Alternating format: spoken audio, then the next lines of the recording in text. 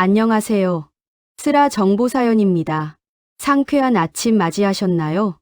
오늘도 각자의 자리에서 최선을 다해 살아가는 여러분께 시원한 사이다 같은 위로가 전해지길 바랍니다. 가장 믿었던 자식에게 모든 걸 내어주고 그 집의 주인인 것조차 숨긴 채 짐짝 취급을 받아온 한 어머니. 자식은 그 집이 자신의 능력으로 세운 성인 줄 착각하고 부모의 마지막 자존심까지 짓밟았지만 결국 자신이 딛고 서 있던 땅이 누구의 것인지 깨닫는 순간 그 모든 허세는 무너지고 말았습니다. 부모의 깊은 배려를 욕심으로 갚은 자식에게 전하는 어머니의 서늘하고도 당당한 마지막 일침. 지금부터 가짜 효도 뒤에 숨겨진 추악한 진실과 통쾌한 반전의 이야기를 시작합니다. 새벽 공기는 언제나 코끝을 시리게 하지요. 하지만 그 시린 공기 속에서도 저는 늘 뜨거운 숨을 내쉬며 살았습니다. 안녕하세요. 평생 남편 없이 시장 어귀에서 나물 자판을 지키며 외아들 하나 번듯하게 키워낸 박순자라고 합니다. 가끔 눈을 감으면 고향의 흙내음과 시장통의 북적이는 소리가 아련하게 밀려오곤 합니다. 손톱 밑에 새까맣게 흙물이 들도록 냉이며 달래를 다듬던 그 시절, 제 등 뒤에는 늘 새근새근 잠든 어린 아들이 매달려 있었지요. 행여나 찬 바람에 감기라도 걸릴까 입고 있던 낡은 솜조끼를 벗어 아들을 덮어주던 날들이었습니다. 장사가 안 되어 빈 바구니를 안고 돌아오는 길에도 골목 어귀에서 엄마 하고 달려와 품에 안기는 그 작은 옹기 하나면 온 세상의 추위가 다 녹아내리는 듯 했습니다. 우리가 젊은 시절 자식이란 그런 존재가 아니었던가요? 내 살을 깎아 먹여도 아깝지 않고 내 뼈가 으스러져도 그저 자식 입에 따뜻한 밥 한 숟갈 들어가는 것만 보면 배가 부르던 그런 맹목적이고도 지독한 사람 말입니다. 저는 그렇게 청춘을 바치고 제 삶을 비워내어 아들의 든든한 밑거름이 되었습니다. 아들이 서울에서 대학을 졸업하고 번듯한 직장을 잡았을 때 저는 세상을 다 가진 듯 기뻤습니다. 엄마, 나 대출 끼고 서울에 큰 아파트 샀어. 이제 고생 그만하고 나랑 같이 서울 가서 살아. 그 한마디에 제 평생의 고생이 눈 녹듯 사라지는 것만 같았지요. 동네 사람들의 부러움 섞인 인사를 뒤로하고 서울행 기차에 오르던 날, 제 짐가방 속에는 아들, 며느리 먹일 참기름 한 병과 바짝 말린 나물들이 가득 들어 있었습니다. 화려한 서울의 불빛 아래서 이제는 내 아들의 넓은 등짝에 기대어 평안한 노후를 보낼 수 있으리라 믿어 의심치 않았습니다. 하지만 세상 일이라는 게 참으로 얄궂지요. 가장 믿었던 품이 가장 차가운 얼음장이 될 줄은 그 서늘한 기차 창밖을 보면서도 미처 알지 못했습니다. 서울의 아파트는 참으로 넓고 깨끗했습니다. 번쩍이는 대리석 바닥에 행여나 흠집이라도 날까 저는 뒤꿈치를 들고 까치발로 걸어다니곤 했지요. 그런데 이상하게도 그 넓은 집에서는 늘 찬바람이 불었습니다. 보일러를 아무리 틀어도 채워지지 않는 뼛속까지 시려오는 서늘함이었지요. 서울 생활이 시작된 지 얼마 되지 않아 아들의 입에서 낯선 가시가 돋아나기 시작했습니다. 엄마, 이 집 월세가 얼마인 줄 알아? 어느 날 저녁 식탁에 앉은 아들이 제게 불쑥 던진 말이었습니다. 저는 귀를 의심했습니다. 분명 자기가 산 집이라고 대출을 갚느라 조금 빠듯하긴 해도 이제 걱정 말라고 했던 아들이었으니까요. 요즘 금리 오른 거 엄마도 알지? 나 이 큰 집 유지하느라 밖에서 뼈 빠지게 일해. 엄마가 여기 공짜로 사니까 우리 애들 학원비 정도는 엄마 매달 나오는 연금에서 내야 하는 거 아니야? 가슴 한구석에 쿵 하고 무거운 돌덩이가 떨어지는 것 같았습니다. 자식을 위해 내어주는 돈이 아까운 부모가 어디 있겠습니까? 하지만 저를 바라보는 아들의 눈빛은 예전 장터에서 제 치맛자락을 붙잡고 웃던 그 맑은 눈빛이 아니었습니다. 계산기를 두드리고 저를 짐짝처럼 여기는 서늘한 채권자의 눈빛이었지요. 나이가 들면 부모는 자식 앞에서 한없이 작아집니다. 내 손으로 키워낸 생명이지만 어느새 나보다 훨씬 커버린 자식의 한마디에 하늘이 무너지고 또 세워지기를 반복하지요. 중년이 넘어가고 황혼에 접어들며 우리가 가장 두려운 것은 가난이나 질병이 아닙니다. 바로 내가 사랑하는 이들에게 짐이 되고 있다는 고독하고 처절한 자각입니다. 저는 그 넓은 아파트의 한쪽 구석에서 섬처럼 고립되어 가고 있었습니다. 그날 이후로 아들은 매달 제 통장에 들어오는 알량한 연금을 당연하다는 듯 빼앗아 갔습니다. 늙은 어미의 주머니를 터는 자식의 뒷모습을 보며 저는 며칠 밤을 소리 죽여 울었습니다. 그러나 비극은 거기서 끝이 아니었지요. 어느 늦은 밤 아들이 술 냄새를 풍기며 들어와 제 손을 덥석 잡았습니다.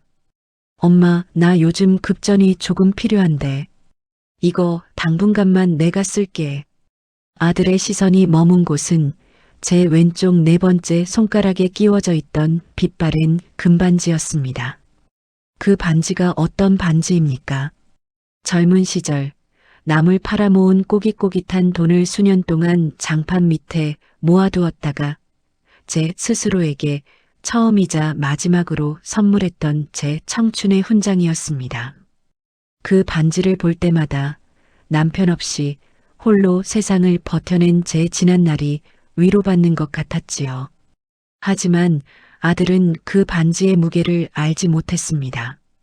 그저 돈으로 환산되는 차가운 금덩이로만 보았던 게입니다. 며느리는 한술 더 뜨더군요. 제가 집안일을 조금만 서툴게 하거나 설거지거리에 고춧가루라도 하나 묻어있는 날이면 여지없이 날카로운 비수가 날아왔습니다. 어머님, 남의 집 귀한 아들 등골 그만 빼먹으시고 그냥 시골로 내려가시면 안 돼요? 어머님 계시니까 집안에 늘 퀴퀴한 냄새가 나잖아요. 피부치라고 해서 무조건 따뜻한 것은 아니더군요. 부모 자식 간의 정이라는 것도 결국은 서로에 대한 존중과 예의가 있을 때만 지켜지는 것이었습니다. 자식에게 모든 것을 내어주고 텅 빈 껍데기만 남은 노인에게 세상은 참으로 가혹했습니다. 내 배 아파 낳은 자식의 배신은 세상 그 어떤 칼날보다 예리하게 제 심장을 도려냈습니다. 저는 눈물조차 나오지 않는 메마른 가슴을 부여잡고 그저 조용히 견뎌내야만 했습니다. 매일 아침 아들 내외가 출근하고 아이들이 학교에 가고 나면 이 거대한 집에는 저 혼자 덩그러니 남겨졌습니다. 너무 고요해서 제 숨소리마저 눈치가 보이는 시간. 저는 습관처럼 베란다 한 구석에 신문지를 깔고 앉아 시장에서 사온 나물들을 다듬기 시작했습니다. 흙 묻은 뿌리를 잘라내고 누런 잎을 떼어내는 그 단순한 행동이 제게는 유일한 위로이자 명상의 시간이었습니다. 알싸한 냉이 향을 맡고 있으면 잠시나마 왁자지껄했던 시골 장터로 돌아간 것 같았으니까요. 지나가는 이웃들과 수다를 떨고 국밥 한 그릇을 나눠 먹으며 껄껄 웃던 그 정겨운 시절의 향수. 나물 냄새는 삭막한 아파트의 차가운 공기를 밀어내고 제 안의 고독을 달래주는 유일한 친구였습니다. 중년이 지나고 노년에 접어들면서 우리는 참 많은 것을 잃어버립니다. 젊음의 활기도 사회에서의 쓸모도 심지어는 가장 사랑했던 이들의 온기마저도 서서히 손가락 사이로 빠져나가지요. 그 텅 빈 자리에는 지독한 외로움이 찾아옵니다. 그래서 우리는 자꾸만 과거를 돌아보고 그리운 옛 시절의 조각들을 주워 모으며 오늘을 살아갈 힘을 얻는 것인지도 모릅니다. 하지만 그 작은 위안마저도 이 집에서는 허락되지 않았습니다. 퇴근하고 돌아온 아들은 거실에 퍼진 나물 냄새를 맡고는 코를 틀어주며 미간을 찌푸렸지요. 늙은 어미의 외로움 같은 건 그들에게 그저 성가신 악취에 불과했던 것입니다. 그러던 어느 날이었습니다. 평소처럼 늦은 저녁을 준비하고 있던 때 아들이 사색이 되어 현관문을 박차고 들어왔습니다. 넥타이는 삐뚤어져 있었고 숨은 턱 끝까지 차올라 있었지요. 뒤따라 들어온 며느리도 넋이 나간 표정이었습니다. 여보, 어떡해. 집주인이 당장 다음 달까지 집을 비워달라잖아. 며느리의 새된 목소리에 저는 들고 있던 국자를 툭 떨어뜨리고 말았습니다. 집주인이라니요. 분명 이 집은 아들이 대출을 받아 샀다고 하지 않았습니까? 놀란 마음에 다가가 무슨 일이냐고 묻는 제게 아들은 갑자기 불같이 화를 내기 시작했습니다. 이게 다 엄마 때문이야. 엄마가 허구한 날 거실에 쪼그려 앉아서 나물이나 다듬고 촌스러운 냄새를 피워대니까 집주인이 그 꼴을 보고 질색을 해서 당장 나가라고 하는 거 아냐? 이제 우린 갈 데도 없어. 길바닥에 나앉게 생겼다고. 엄마는 그냥 시골 친구네 집으로 가든가 알아서 해. 비겁하게도 아들은 자신의 위기를 제 탓으로 돌리고 있었습니다. 나중에 알게 된 사실은 참으로 기가 막혔습니다. 아들이 내 집이라고 그토록 떵떵거리며 자랑했던 이 넓은 아파트는 사실 아들이 산 것이 아니었습니다. 사업에 실패하고 신용불량자가 될 위기에 처했던 아들의 사정이 딱해 어떤 독지가가 무상으로 빌려준 집이었던 겁니다. 아들은 그 부끄러운 진실을 감추고 마치 자기가 자수성가해서 이뤄낸 성인 양절을 무시하고 핍박하며 살았던 것이지요. 남의 집을 빌렸으면서 진짜 주인 행세를 하며 늙은 어미의 피눈물을 뽑았던 셈입니다. 그날 밤 짐을 싸서 당장 나가라는 아들의 폐악질 앞에서 저는 슬픔 대신 어떤 서늘한 깨달음을 얻었습니다. 이야기는 30년 전 눈이 펑펑 쏟아지던 어느 매서운 겨울날로 거슬러 올라갑니다. 제가 시장 어귀에서 한참 나무를 팔고 있을 때였지요. 제 가판대 앞에서 낡은 코트를 입은 깡마른 청년 하나가 며칠을 굶은 사람처럼 서성이고 있었습니다. 푸석한 얼굴에 절망이 가득했던 그 청년의 눈빛을 저는 도저히 모른 척할 수가 없었습니다. 저는 청년의 언손을 이끌고 단골 국밥집으로 데려갔습니다. 배가 든든해야 험한 세상도 버티는 법이요. 묻지도 따지지도 말고 일단 숟가락부터 드소. 허겁지겁 뜨거운 국밥을 목구멍으로 넘기며 굵은 눈물을 뚝뚝 흘리던 청년. 저는 제 주머니를 털어 그 청년에게 차비 몇 푼을 쥐어주며 절대 삶을 포기하지 말라고 어깨를 토닥여 주었습니다. 그 작은 인연의 씨앗이 어떻게 자라날지 그때는 상상조차 하지 못했지요. 세월이 흘러 그 청년은 큰 사업을 일으킨 자산가가 되었습니다. 그리고 백방으로 저를 수소문에 찾아와 제 앞에 무릎을 꿇고 눈물을 흘렸습니다. 어머니의 그 국밥 한 그릇이 저를 살렸습니다. 이제 제가 그 은혜를 갚게 해주십시오. 라면서요. 그 독지가가 제게 선물한 것이 바로 아들 내외가 살고 있던 그 서울의 큰 아파트였습니다. 하지만 저는 아들이 알면 기가 죽거나 혹은 유행에 기대어 나태해질까 두려웠습니다. 자식의 자립심을 키워주고 싶은 부모의 마음이었지요. 그래서 제 정체를 철저히 숨긴 채 독지가의 도움을 받아 아는 분이 너의 사정을 듣고 빈 집을 무상으로 빌려주는 것이라고 아들을 속였던 것입니다. 집의 명의는 제 이름으로 되어 있었지만 아들에게는 그저 운 좋게 얻은 남의 집이었던 셈이지요. 드디어 운명의 이삿날 아침이 밝았습니다. 거실에는 채 싸지 못한 짐들이 어지럽게 널려 있었고 아들과 며느리는 초조하게 손톱을 물어뜯고 있었습니다. 그때 초인종이 울리고 정장을 말끔하게 입은 법무사가 집 안으로 들어섰습니다. 아들은 체면도 내팽개치고 법무사의 바짓가랑이를 붙잡았습니다. 선생님, 제발 한 달, 아니, 일주일만 시간을 주십시오. 저희 애들이 당장 길바닥에서 자게 생겼습니다. 집주인 어르신께 제발 한 번만 선처해달라고 전해주십시오.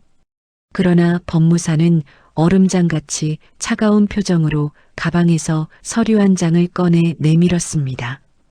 이 집의 무상 임대 계약 기간은 명백히 종료되었습니다. 집주인께서는 더 이상 자신의 호의를 권리로 착각하고 무례하게 행동하는 사람들에게 선의를 베풀고 싶지 않다고 하셨습니다. 여기 집주인의 서명이 직접 담긴 퇴거 명령서입니다. 서명 확인하시고 당장 집을 비워주십시오. 아들은 덜덜 떨리는 손으로 그 서류를 받아들었습니다. 한 줄 한 줄 불안한 눈동자로 글씨를 읽어내려가던 아들의 시선이 서류의 맨 마지막 집주인의 이름이 적힌 칸에 머물렀습니다.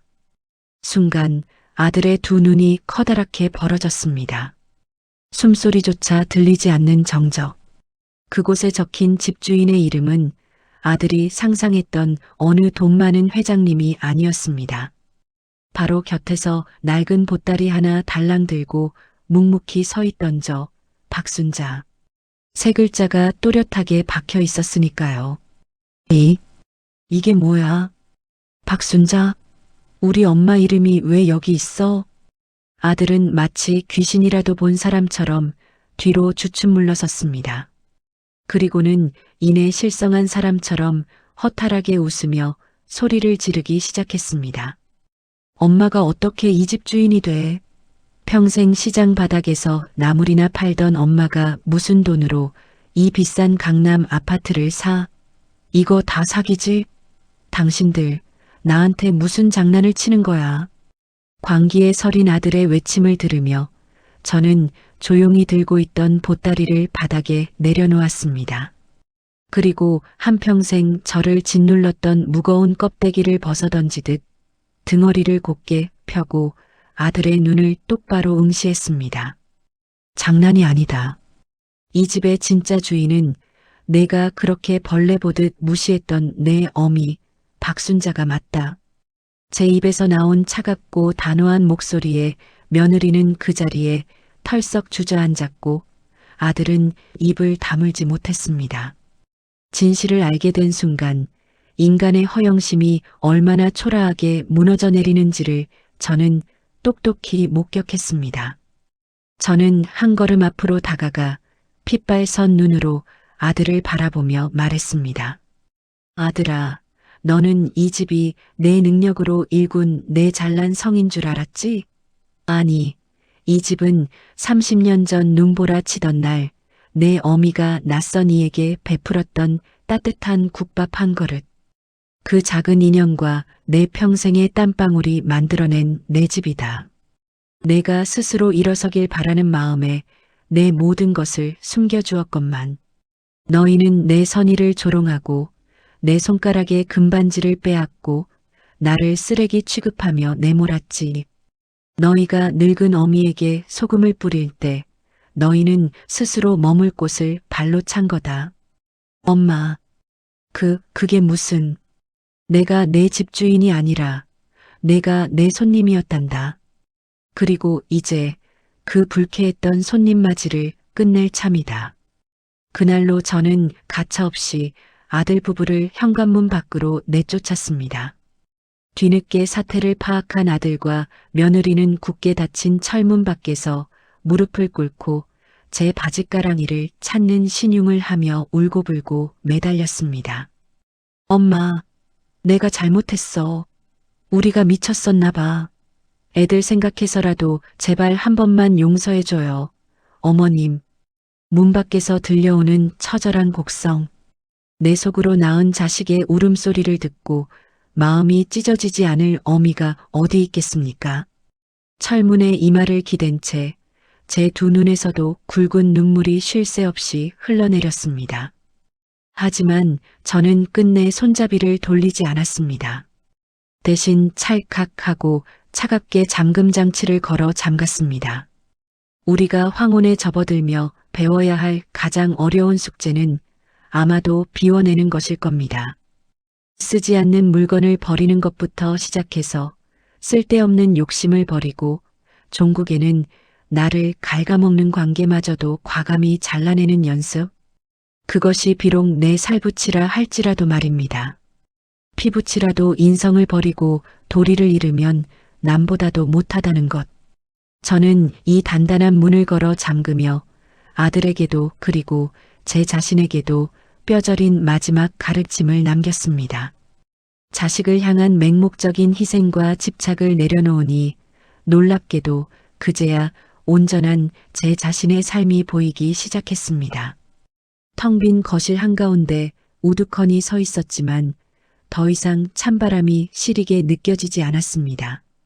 내 인생의 황혼은 이제 누군가의 그림자가 아니라 오롯이 나를 위해 타오르는 저녁 노을이 되어야 한다는 것을 깨달았기 때문입니다. 시간이 제법 흘렀습니다. 떵떵거리며 살던 허세가 무너진 아들 내외는 그 길로 작은 월세방을 전전하며 힘겨운 삶의 무게를 견뎌내고 있다고 들었습니다. 가끔 가슴이 시큰거려 올 때도 있지만 그것이 그 아이들이 짊어져야 할 인생의 몫이라 생각하며 담담히 기도를 올릴 뿐입니다. 대신 이 넓고 적막했던 집에는 이제 매일같이 따뜻한 웃음꽃이 피어납니다. 저는 이 집을 저처럼 의지할 곳 없고 외로운 노인들을 위한 작은 쉼터로 내놓았습니다. 자식에게 상처받은 친구들, 평생을 바쁘게 살다 보니 어느새 혼자가 되어버린 이웃들. 우리는 이 거실에 모여 함께 나무를 다듬고 김치를 담그며 지나간 젊은 날의 무용담을 안주 삼아 막걸리 잔을 기울이곤 합니다. 순자 씨 덕분에 우리가 이렇게 따스운 밥을 같이 먹네그려. 이게 사람 사는 맛이지. 주름진 얼굴들이 마주보며 활짝 웃을 때면 제 가슴속 깊은 곳에서부터 뭉클한 온기가 번져갑니다. 중년의 고독, 노년의 쓸쓸함은 혼자서 짊어지려 할 때는 천근만근 무겁지만 이렇게 서로의 어깨를 기대고 나누면 참으로 가벼워진답니다. 가진 것을 비워내니 비로소 채워지는 기적. 제가 움켜쥐고 있던 것들을 내려놓고 세상과 나누기 시작했을 때 제 삶은 그 어느 때보다 풍요로워졌습니다. 건강하게 두 발로 걸으며 내 손으로 밥을 지어 먹을 수 있는 오늘 하루. 그리고 내 이야기를 들어주고 함께 웃어줄 진실한 벗들이 곁에 있다는 것. 노년의 진정한 행복이란 바로 이런 것이 아닐까요?